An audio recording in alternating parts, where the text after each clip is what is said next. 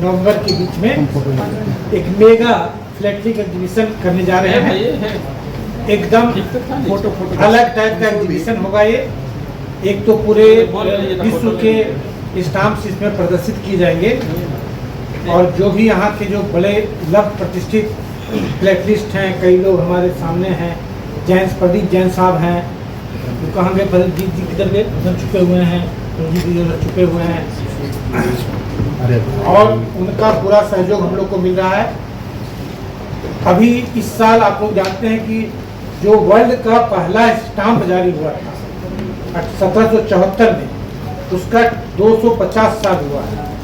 तो उसको इस एग्जीबिशन में हम लोग खास तवज्जो दे रहे हैं, उसको खास उसी पर हम लोग एक लोगो भी बनाए हैं, लोगो भी रखे हैं और सारे थीम में उस चीज़ को पब्लिसाइज कर रहे हैं। कारण ये है कि एक तो बिहार के लिए, पूरे भारत के लिए गौरव की बात है, क्योंकि अदरवाइज आप जितना भी किताब पढ़ेंगे उसमें लिखा रहेगा कि पहला स्टाम्प जारी हुआ था 1840 में ब्रिटेन में, पेनी ब्लैक। बट ये अगर गौर से देखेंगे पीछे मुड़ करके तो अपनी हिस्ट्री, जो बिहार की हिस्ट्री है या भारत की हिस्ट्री है, वो 1774 में इसे जारी कर दिया था। क्योंकि स्टाम्प एक प्रीपेड सिस्टम है और प्रीपेड सिस्टम का पहला जो प्रयोग किया गया था वो कॉपर टिकट के साथ। इस एग्जीबिशन में हम लोग उसको प्रचारित कर रहे हैं, इसको एस्टेब्लिश कर रहे हैं कि this is not 1840, this is 1774, जब पूरे विश्व में प्रीपेड सिस्टम लागू किया गया, शुरू किया गया। सेकेंडली, हम लोग के जो जीपीओ है उसका 107 साल हुआ है, उसको भी हम लोग थीम में रखे हैं सो दैट कि इसको भी हम लोगों तक पहुंचा पाएँ, क्योंकि बहुत सारी कहानियां उसके साथ जुड़ी हुई है अपने जीपीओ के साथ।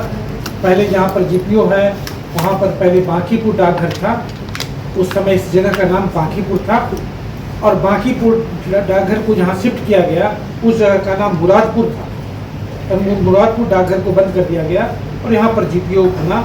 इस तरह की बहुत सारे स्टोरीज हैं इस पटना जीपीओ के साथ। और Patna GPO, Patna secretariat, Patna high court, Patna museum, इस तरह जितने भी स्ट्रक्चर हैं एक साथ बनाए गए थे, एक साथ शुरू किए गए थे जब भारत बंगाल से करके बिहार का निर्माण हुआ।